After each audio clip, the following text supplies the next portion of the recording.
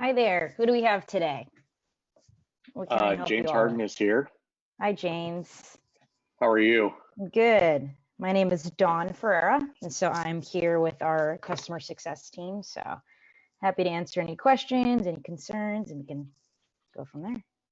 All right. And then we also Uh, have Dale as well. Yeah, Dale from Lower Marion Soccer Club outside of Philadelphia. Yes, I believe you spoke to Chris for a little bit Yeah, I yesterday, just have correct? some just quick questions as I prepare for my first time doing this. Okay, awesome. So how about we start off with James first, and then we'll go to Dale afterwards. sure. I'm with Southern Minnesota Select out of Rochester, Minnesota.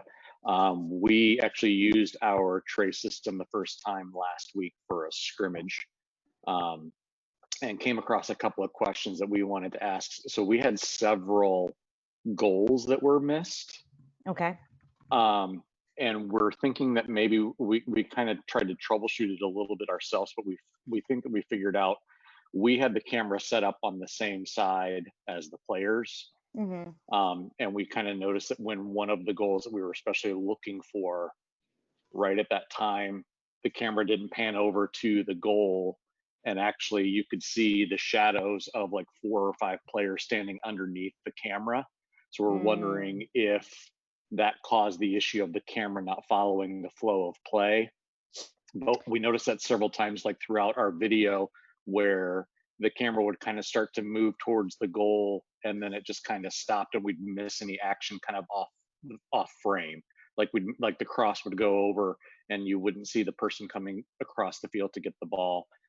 So we were just kind of wondering, is that an issue of the fact that we just didn't know any better and set it up on the same side as the players? That shouldn't be the issue. The one thing I want to ask, do you have cones set up as markers? Did you have cones We set? did not. The field was marked. Okay. And again, it was our first use of the system.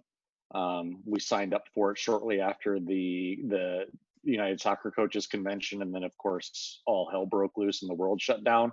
So is that part of the issue too? Is we need to maybe mark the field a little bit clearer? No, we actually have issues sometimes if people set up a lot of cones, because Okay. it'll pull the cones, be confused as to what the cones are, because that's not what a normal field is. You may have flags, but you don't necessarily have cones all over.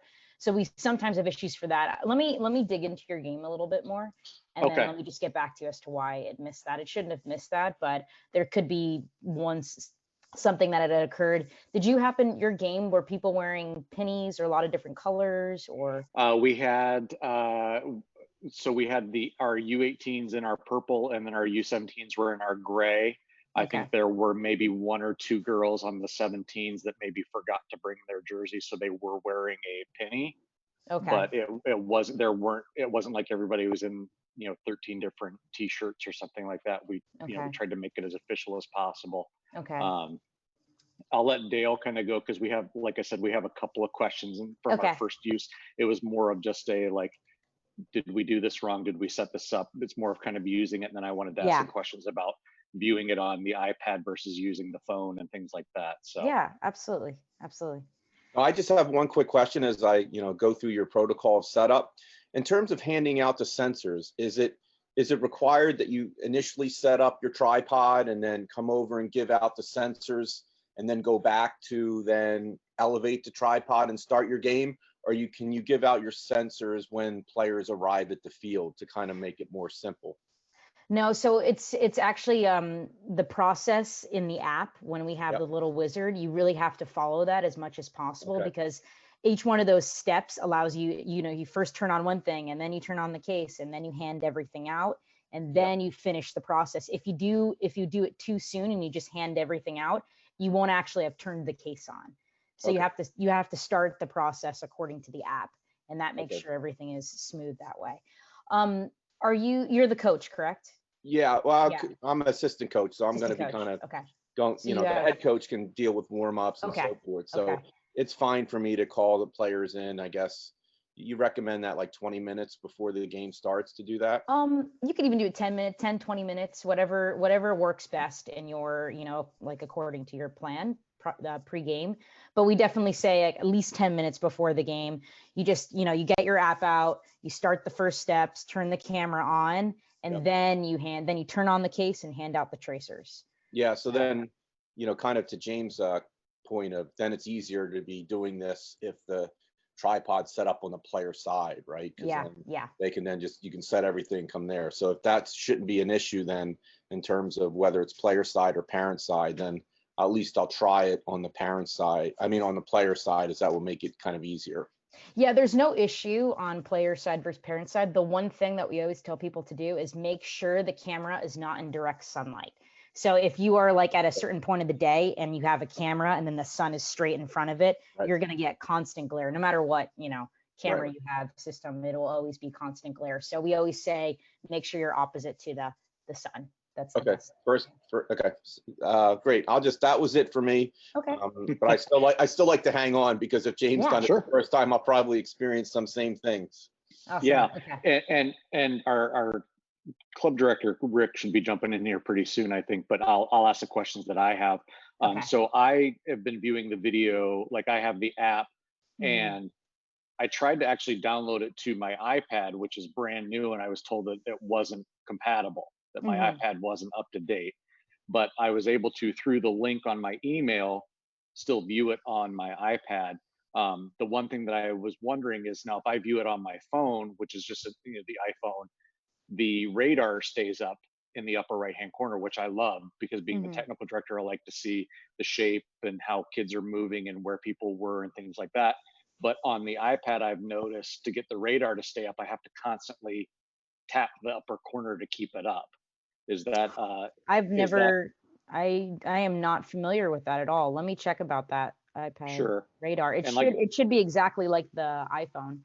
The yeah, iOS should be the same.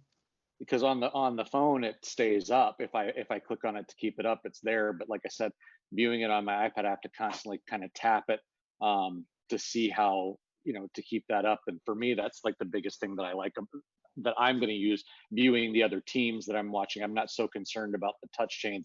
I want to see how they're progressing through, keeping their shape, how they're filling in, Mhm. using it for teachable moments to pull up for the kids to say, hey, as a center back, you should have dropped back here instead. So Yeah, um, absolutely. those are the things. And then let me see, we got a list of One, things from, yeah, go ahead. one thing I will say about as well, when you're pulling it up from your iPad, are you pulling it up in Safari when you're clicking through No, the email link? I'm going directly from like the The link, webs.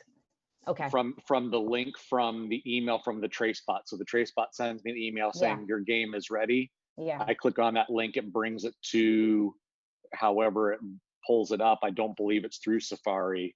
I mean, I have both Chrome and Safari on my iPad, but Okay. it takes me to just however it links up, and then I just view it that way. Like I said, I did try to do the app on my iPad, and it said that I wasn't sufficiently, like it wasn't up to date, which I kind of like was like, okay, I just got it like 3 months ago, so I Yeah. would think that it'd be up to date. So let me separate two things. The Yep. app itself is kind of the controller to start the game. That's what Okay. we use it as. And that's what I'm going to use it on my Yeah. phone for. So So it's nothing, so it has nothing to do with watching anything afterwards. It's just, Okay. so there's only one person or maybe two people on the team that need the app. To watch the games, it's done through email or done through web browser. Like okay. that's kind of how it connects that way. So it's Is a little Chrome bit is Chrome better than Safari to view yes, it on? Chrome is Okay. Chrome is better, yeah. So maybe I'll select that as my And just, default then, and so it just goes directly to that. yeah, So just try that next time. yeah, and so the biggest things that like we got some of the feedback from our other coaches was, again, like what we talked about. There were several goals that were not picked up. So Mhm. I'm kind of guessing that even though it was like the one that we, apparently this one that we missed that everybody was looking for was this fantastic header. So that's why we were all Mm. looking for that one. But and we were using it as an opportunity for our older girls to kind of get some tape Yeah. before the fall starts, so they could get something sent out to coaches. But apparently we had let's see, like 7 goals missed. Wow, So that's too high. That shouldn't have happened. yeah, and So they and are, so I will talk to our product team because right now we're in the process of doing, I mean, we've pushed out so many updates during this right. 3-4 month break. And granted, we were pushing out updates, but we didn't necessarily have all the games. coming. So every single time you push out an update, you want use for it to make sure the update, everything is good. So there have been a couple of little hiccups that I know our product team their engineers are working really intensely to make sure everything is processing properly. So I'll talk to them a little bit more. There's a possibility that we could reprocess your game. So let me just see what they're going to do. And, you know, we can always reprocess it with the new update and see if that improves that experience, but it should have. Yeah, and because that's what we kind of thought. And there were a couple of times too, like, again, we were having the discussion yesterday at practice of one of the coaches who's also the U18 goalkeeper dad, and he said that some of the things that were listed as like his daughter Paige, our goalkeeper's touch chain, it was actually people in front of her, like the defense moving the ball in possession, and Paige never even touched the ball, but it was listed as one of Paige's highlights and touch chains. So we were just kind of like, we were questioning, was it just because her sensor was in that, you know, block? Did it pick her up and think that she had some sort of activity? So, and again, it just comes from us not knowing and not using it. We're kind of glad we're using it in this kind of experimental phase, so that by the time we get to actually playing some games, we've got it boiled down and know what, you know, kind of feel like we know what we're doing. So, but that was one of the bigger, that was another question that we had, is we kind of felt that there were a few times where players were indicated on being on that touch chain. And I know it's hard, like one of our jokes is when we do watch video, it's like all we see is blonde hair and ponytails because they all look the same at that distance. But you know, there were a couple times where it would say like Lola Boddick and Amanda Iverson and, you know, Hallie Dieterman, but like you're looking at it and kind of going by what you can recognize, you're like, that's not Hallie that got the ball. You're like, Hallie's in the picture, but she didn't touch the ball. So we don't know if it was just because, like, you know, we just got pushed from the beta version to the new version or anything like that. There was just some confusion. So no, that's exactly it. And you know, as the thing with anything with AI, as it gets more and more data, it gets smarter and smarter, predicts more, knows everything. There is still, to this day, we will always have some people on their touch chains. They may have one or two moments that are not 100% accurate. Maybe they were too far off to the side and the AI camera thought it was they were in the moment, but in reality they weren't. So we always recommend, you know, you now have a player may have 20 moments they can look through those 20 moments and just pick the top moments, or pick the moments that really mattered the most. And that's why we have traced ID. So then they can like choose those moments, add it to their ID, and then, you know, now it's all nice and neat. Because in reality, even if you have 20 moments, most of them, even if you're involved, they're not that, you know. Right. And that was another question that I wanted to ask too, is as Rick and I were talking yesterday, you know, again, for like our goalkeepers, if maybe there was a situation where the bot didn't really pick up and say this was a moment, but as the goalkeepers watching, like they had a really good like distribution moment. Is there a way for them to say, hey, at like minute, you know, 22:47 to like minute, you know, to like 26, whatever, can I get a clip of that? Can they edit that themselves, or can they request?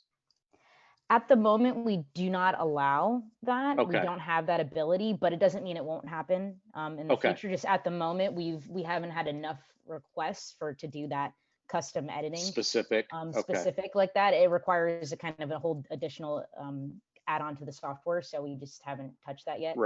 Not to say it won't be available in the future, but that was pretty much, those were the questions that I had. And again, I think it just stemmed from us not using it yet. Of course. We're going to give it another shot. We're going to do another scrimmage on Monday, and hopefully we're going to use a different team and let them try to get some video and just kind of see if we can figure some of those things out. But yeah, the biggest thing for us was the missing of the goals. Because I haven't had a chance to watch the whole game yet, but there's been a couple times where I was like, oh yeah, I wanted to see this. And it's like, all of a sudden you see the ball go across and then it stops and you're like, you missed the best part of the whole play. So, absolutely. While we were talking, I just quickly messaged our engineers that are working on it, and they said they are trying to reprocess that game. So they are working on it. And so they're going to try to see what they can do to kind of, because I know we had kind of started some communication with Chris and Christina, our sales rep, on you know, those questions, and they recommended that we do this, and I wanted to just check that out. And then for me, it was just a lot of like the usage of, again, using it on the iPad and not having the radar stay up.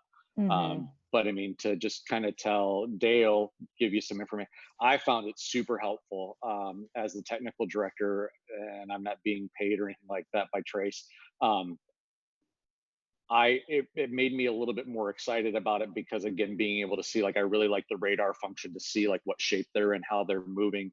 And for me, I also have our U15 girls, which is our first team that we take in our group. The use of that, being able to show them either just a scrimmage or a practice or a game and say, this is where you need to be, these things, if we can just get those few glitches of goals being, missed, uh, you know, I thought it was great. Our coach of our U18 team came up to me and said, "Hey, so far it's an 8 out of 10. We can just get the goals. I would push it up to a 10." So we've really found it useful, and we're kind of in the same boat as you. We've used it one time, but we'll probably keep using it. So I mean, we've been really impressed so far. So it's nice because it includes everything that we've looked for. We were looking at doing the heart monitors to get the heat maps and all those things, and this includes all of that. So it's kind of a one-stop shop, and it's nice that we only have to give out one thing instead of carrying around 30 different things. So Dawn, we've been really impressed so far. So Great. if we can Great just to get hear. those things straightened up, we will be even better. So if you want to That's great to sponsor hear. our team, we'll certainly put your name on our jerseys. I was like, well done. That was it. We're always looking for sponsors. We're not just local. We travel all over the country. So, Yeah. we would That's be great. good Us too. advertisement for you. Yeah. So, yeah, I mean, I think that Rick had some other questions, and I can't quite remember because I barely remember what I had for lunch yesterday. But those were my big concerns. So I will try to link that anything that I get from you guys goes to the Chrome browser instead of to Safari, and I will just kind of let you or Chris know if that continues to be an issue. Yeah, just absolutely let us know. And Okay. once your players, even if it's just scrimmages and they start to get moments, it's great for them to even start playing with Trace ID.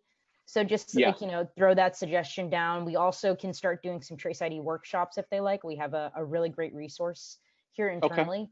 And he is a recruit. He has a recruitment background. He's also was a former D1 college coach. I mean, he has so many different Yeah, backgrounds. And I think that he sat in on a call with Christina when the awesome. Trace ID popped up, and we had talked about that was something that we had come up with yesterday. We were thinking maybe we typically start our season in January and get people ready for we start playing in March, but we were thinking of doing a online thing for all of our players so they learn how to use it so they can start identifying themselves, because our goal is to eventually get all 4 teams or 5 teams or 6 teams, whatever we have, with one, so that it becomes a product we can use for everything and teaching. So no, it's great. It's great. And what I love about some of his workshops is that he really helps improve a player's like soccer IQ, like recognizing like what they're doing in a play, how they're Right. moving off the ball, like what happened in this play. And the fact that you can tag the moments, and you said, okay, this transition was good, I was a header, did this, whatever it was, the move off the ball, they're able to tag it all, and then right away they start thinking more and more every game, okay, what did I just do in that play? Right. And that was the biggest thing for, again, me, that came out of it, was watching some of these moments as we were kind of picking things, as I hate to keep saying it, but as we were looking for the goals, but there were opportunities where we were watching, and immediately it stuck out that this one center back stepped up to get the ball, and she played it forward, but then she dropped back and almost dropped too close instead of dropping further back and cutting off the angle of the next play. And it's being able to have those moments as a coach, because with U15s, trying to develop them, we've already done, we try to do some classroom sessions where if we can get, I mean, it'd be great to have video of our own team instead of trying to find stuff on YouTube to say, okay, here's Barcelona, I know you can't quite do it the way they do it, but this is how they do it. Being able to say to them, hey, in this situation, Chloe, you dropped off too much, we would want to keep that gap a little bit closer. Or so there's been a lot of benefits to this that we can see, and I'm excited to see how much more we can do with this, and keep going. But yeah, so Absolutely. I'll end my Great. commercial now. So Great. Thank you so much, James. Hey, no problem. And Thanks for the I'll be yeah, no problem. I'll be hanging out here. So if anyone else does jump on, if you're their director jumps on, like I'll Okay. still be here. So Yeah, he's kind of the technical guy, so he and I kind of talked, and I think that he took more notes down than I did. okay. But yeah, my main things were just like we had like 7 of those goals missing, and we were wondering about the camera placement. Because that was kind of the first thing that popped up to us, is because you could see the camera, it was following the buildup on the left side or the right side, and then you saw these shadows underneath the camera, and then it just kind of stopped, and we were like, okay, did it pick up? And apparently too, one of the moments that Guy, our 18 coach, said that he noticed that it didn't pick up something that happened off screen was one of the players had actually stepped up to the sideline, and you could see on the radar that she showed up on the radar, but she was off the field. Oh, interesting. Okay. So how again, far back did you set up the camera from? I think that we had it probably,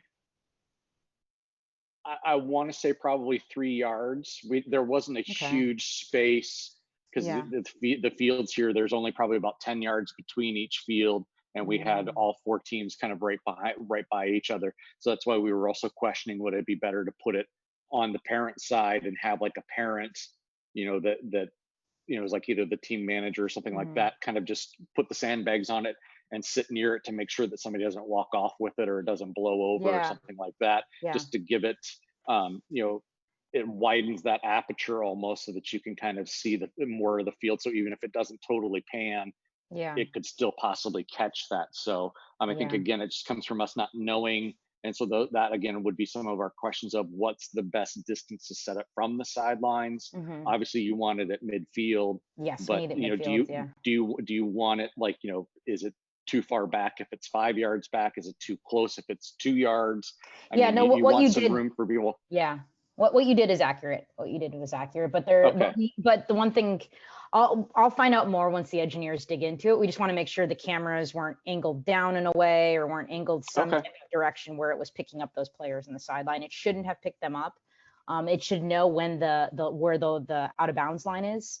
But if a player did walk onto the field, then it could mess that up. Throw that off. Yeah. And so again, it was just one of those, I think that stemmed from, like, we kind of noticed those things here and there where we're like, okay, maybe we were in the wrong in putting it on the same side as the players. As it was picking up those people, whereas we should have maybe had it on the parent side. So the one other thing I would recommend is if you have balls on the sideline, and if players are playing around with the balls and the ball goes in, the camera will get confused because it'll see multiple balls. And it'll try to think like, oh, there's a ball. That's the ball. No, that's the ball. That's the movement, right? So make sure the balls are not going onto the field or right on the sideline, kind of thing like that. Okay. Yeah, and that could have been a case with, the other game going on the next field, if a ball came across onto the field or something. So yeah, that would mess it up for sure. Okay, so that's something that we can look for and try to be conscious of, and be aware of going forward. But yeah, no, this helped me a lot, and I don't want to go into another commercial, but we've been impressed so far, and I've liked it, and I can't wait to get my team.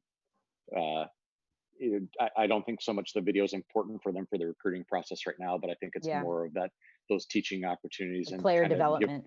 Give them that opportunity to see, because I can talk to them all day long and they look at me like I'm speaking French, but to be able to show them what I'm talking about, what they're actually doing versus what we need them to be doing would be, or what they're doing correctly, and give them that visual representation will be great. So I appreciate it so far, and I appreciate your guys' work. But yeah, if we could just, you've got our questions, and once we can get those answered, I'll be even happier. So absolutely. Thank you, James. All right, well, thank you so much. Nice to meet you, Dale. Have a good afternoon, you guys. We'll see you. Take care. Yep. Bye now.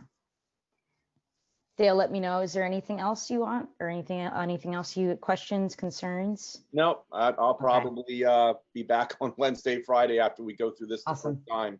Yeah. Yeah, I'm encouraged.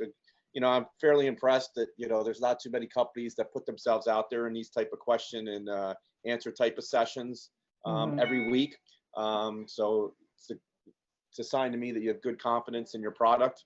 And it's a learning curve, it's new stuff. Yeah. So, but as long as you're putting in the effort, people are going to certainly be willing to work with you and make the product better. So Thank we're you. trying it out Thank this you, year Dale. with just 3 teams in the club. We have over 50 travel teams, but we're trying it out with 3 teams, 2 on the girls' side, 1 on the boys' side.